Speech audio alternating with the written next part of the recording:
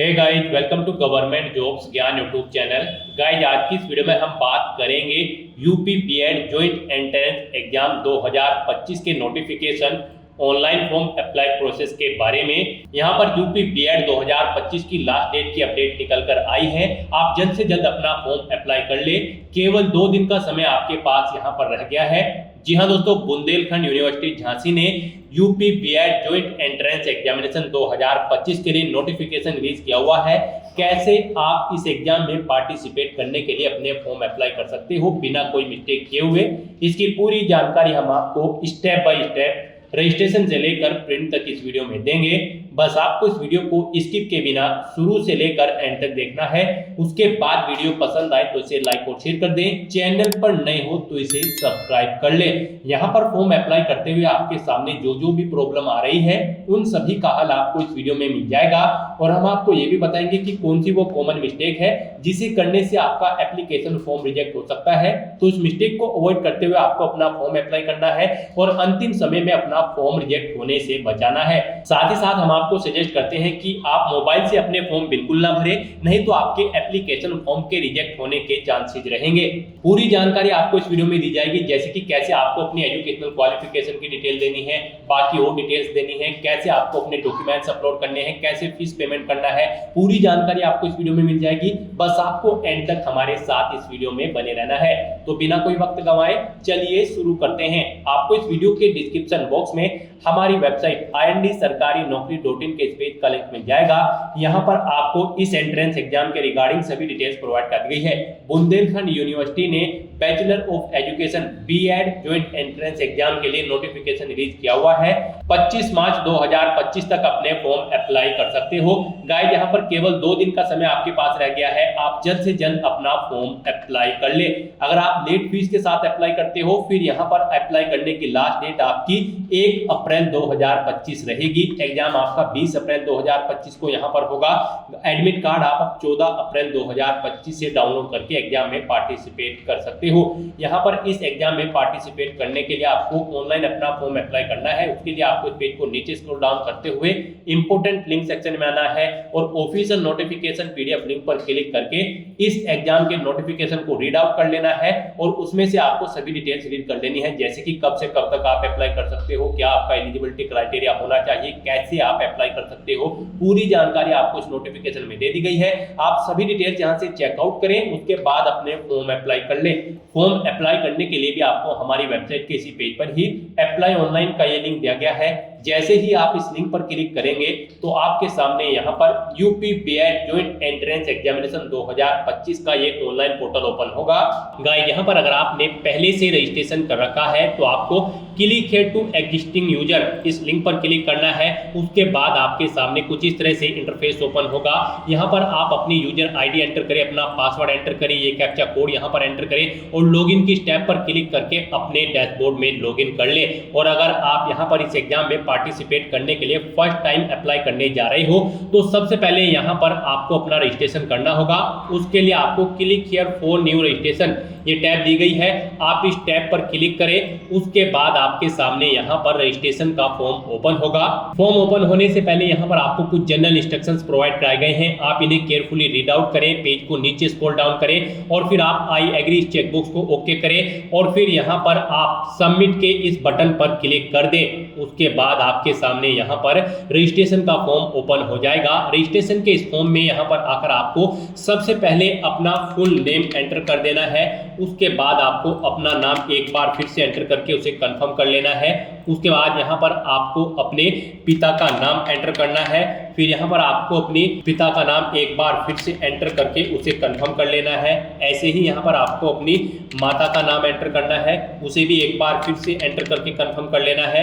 Next यहाँ पर आपको अपनी डेट ऑफ बर्थ इस कैलेंडर में से सिलेक्ट करनी है, एक बार फिर से आपको सिलेक्ट करनी होगी कंफर्मेशन के लिए। फिर यहाँ पर आपको अपनी ईमेल आईडी एंटर करनी है, उसे भी एक बार फिर से एंटर करके कंफर्म कर लेना है। और फिर यहाँ पर आपको अपना मोबाइल नंबर एंटर करना है, उसे भी एक बार फिर से एंटर करके कंफर्म कर लेना है। और फिर आपको जनरेट ओटीपी ऑप्शन पर क्लिक कर देना है। फिर आपके सामने कुछ इस तरह से पॉपअप ओपन होगा। अब यहाँ पर आपको ये कैप्चा कोड एंटर करना है और सबमिट बटन पर क्लिक कर देना है। उसके बाद आपके रजिस्टर्ड मोबाइल नंबर और ईमेल आईडी पर एक ओटीपी आएगा। वो ओटीपी आपको यहाँ पर एंटर करना है और वैलिडेट ओटीपी ऑप्शन पर क्लिक करके अपना मोबाइल नंबर और ईमेल आईडी को यहाँ पर वेरीफाई कर लेना है। फिर आपको ये कैप्चा कोड यहाँ पर एंटर करना है और रजिस्टर की इस टैब पर क्लिक कर देना है। इस तरह से आपका रजिस्ट्रेशन सक्सेसफुली कंप्लीट हो जाएगा। यहाँ पर आपको एक रजिस्ट्रेशन नंबर प्रोवाइड करा दिया गया है। ये रजिस्ट्रेशन नंबर और एक पासवर्ड आपके रजिस्टर्ड मोबाइल नंबर और ईमेल आईडी पर भी सबमिट किए गए हैं। वहां से उन्हें आपको केयरफुली नोट डाउन करके रख लेना है फ्यूचर यूज के लिए। गाइस यहाँ पर जैसे ही आप लॉगिन कर रहे हैं, यहाँ पर आपको एक पॉपअप शो हुआ है।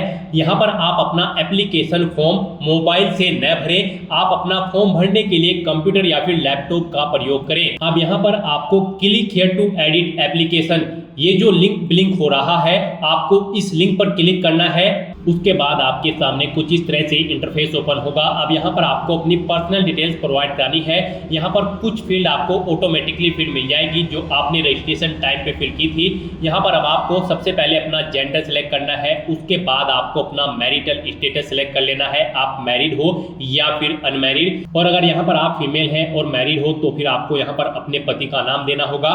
उसके बाद यहाँ पर आपको अपनी नेशनैलिटी सिलेक्ट करनी है। फिर आपको अपना स्टेट सिलेक्ट कर लेना है, आप यूपी से हैं या यूपी से अलग किसी और राज्य से, आप ऑप्शन सेलेक्ट करें। यूपी से अगर है तो यहाँ पर आप अपनी 10वीं क्लास क्या आपने पास आउट की है उत्तर प्रदेश से, आपको बताना है। अगर की है तो यस करें, नहीं तो नो ऑप्शन सेलेक्ट करें। फिर यहाँ पर आपसे पूछा गया है उत्तर प्रदेश में 12वीं ही आपने पास की है क्या, उत्तर प्रदेश में से ही आपने 12वीं क्लास पास आउट की है।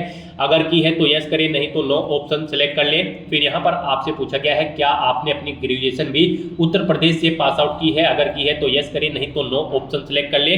फिर यहाँ पर आपको अपनी कैटेगरी सिलेक्ट कर लेनी है। यहाँ पर अगर आप रिजर्व कैटेगरी से बिलोंग करते हो तो फिर आपको अपनी कैटेगरी सर्टिफिकेट नंबर यहाँ पर एंटर करना है। उसके बाद आपसे पूछा गया कि क्या आप फिजिकली हैंडीकैप्ड कैंडिडेट हैं, यानी कि दिव्यांग है। अगर है तो यस ऑप्शन सेलेक्ट करें और फिर उसकी डिटेल दें, जैसे कि आप अपनी डिसेबिलिटी का टाइप यहाँ पर सिलेक्ट करें। और अगर आप दिव्यांग नहीं है तो यहाँ पर आपको नो ऑप्शन सेलेक्ट करना है। उसके बाद यहाँ पर आपको अपना कोई आईडी प्रूफ सिलेक्ट कर लेना है, driving licence, passport, voter ID या फिर अन्य। उसके बाद यहाँ पर आपको अपने पहचान पत्र का नंबर एंटर कर देना है। फिर यहाँ पर आपको इस पेज को नीचे स्क्रॉल डाउन करना है। फिर यहाँ पर आपको अपना कम्युनिकेशन एड्रेस एंटर करना है। यहाँ पर आकर आपको अपना अल्टरनेट ईमेल एड्रेस एंटर करना है और एक कोई mobile number, alternate mobile number आपको एंटर करना है।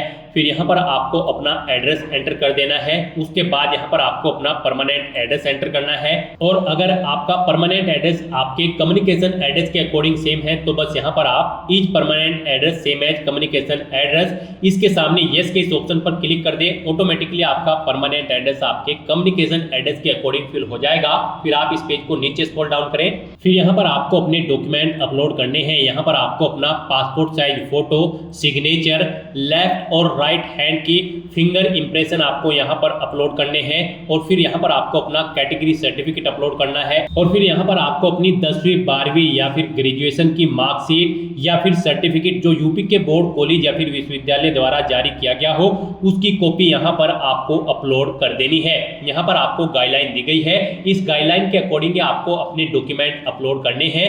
फोटो यहाँ पर आपका 25 से 50 केबी के बीच में होना चाहिए।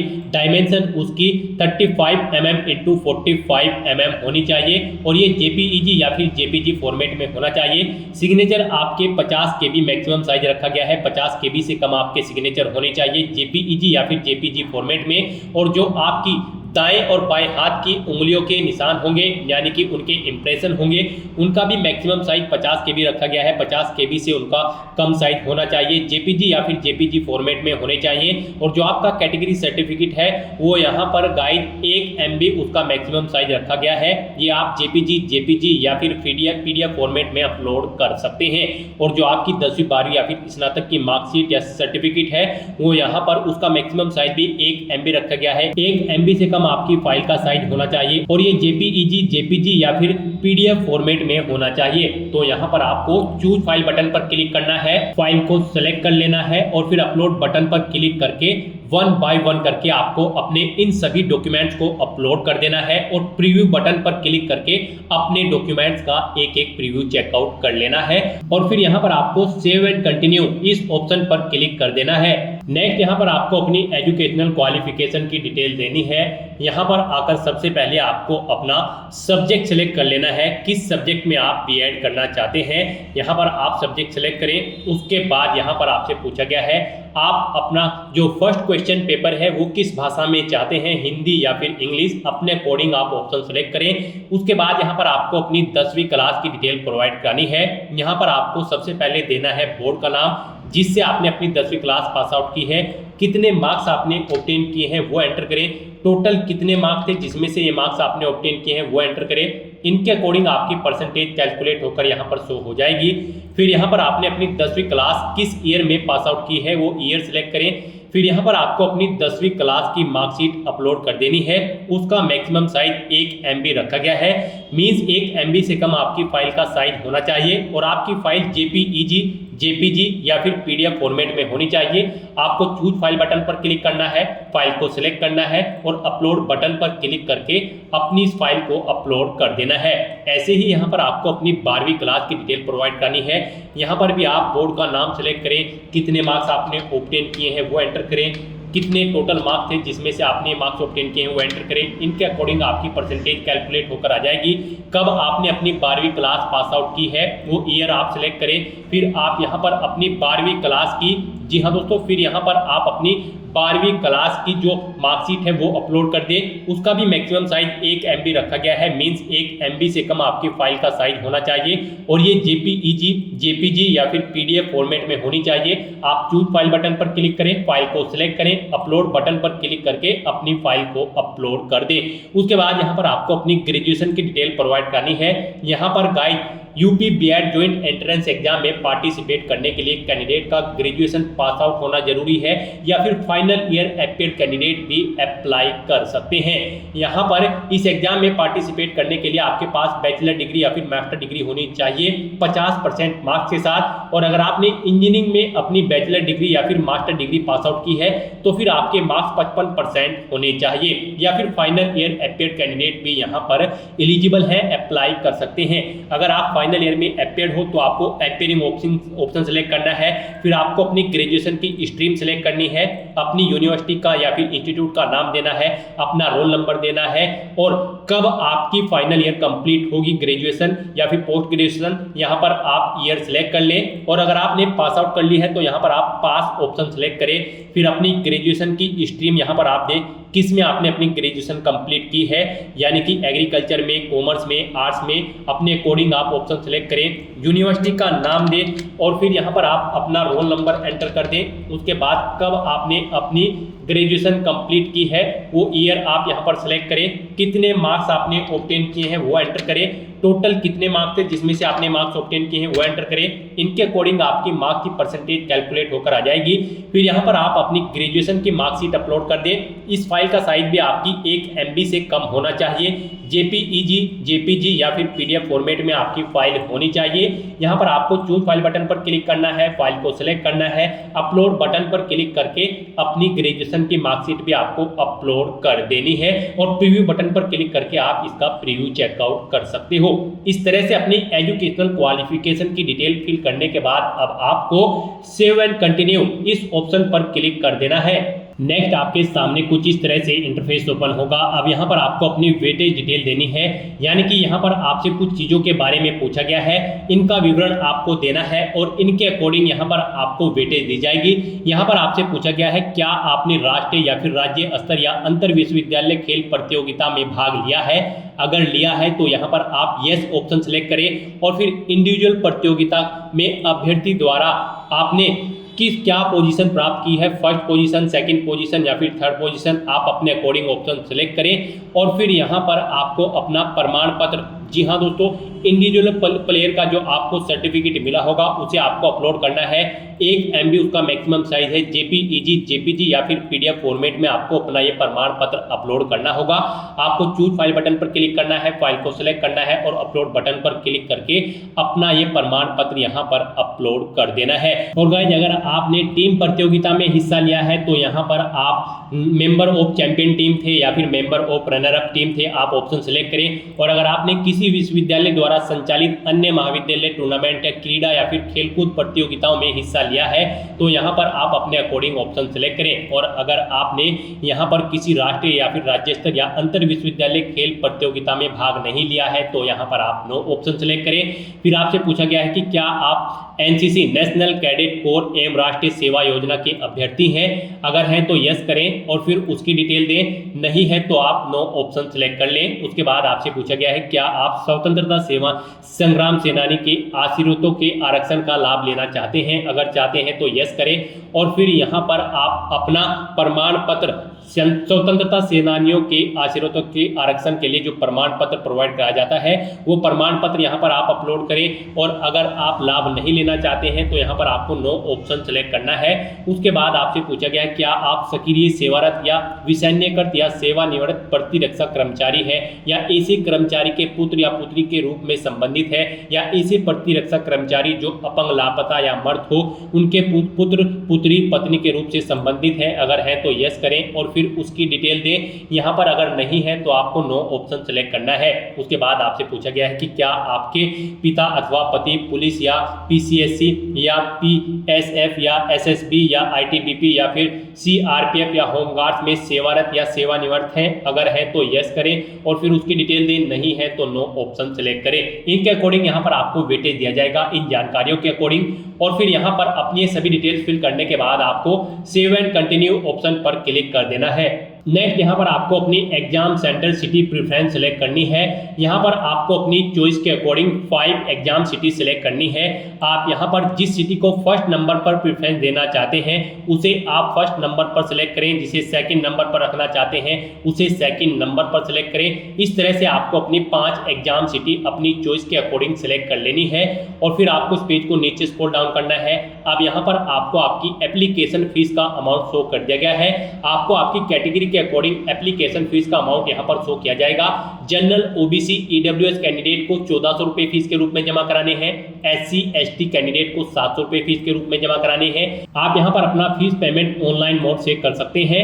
फीस पेमेंट करने के लिए आपको यहाँ पर 2 ऑप्शन दिए गए हैं। आप HDFC बिल डैश के थ्रू पेमेंट करना चाहते हैं या फिर ICICI बिल डैश पावर के थ्रू यहाँ पर आप फीस पेमेंट करना चाहते हैं। आप अपने अकॉर्डिंग ऑप्शन सेलेक्ट करें, पेज को नीचे स्क्रॉल डाउन करें, यहाँ पर डिक्लेरेशन सेक्शन में आए, आई एग्री चेकबॉक्स को ओके करें, ये कैप्चा कोड यहाँ पर एंटर करें और फिर यहाँ पर आप सबमिट के इस बटन पर क्लिक कर दें। फिर आपको प्रोसीड के ऑप्शन पर क्लिक करना है।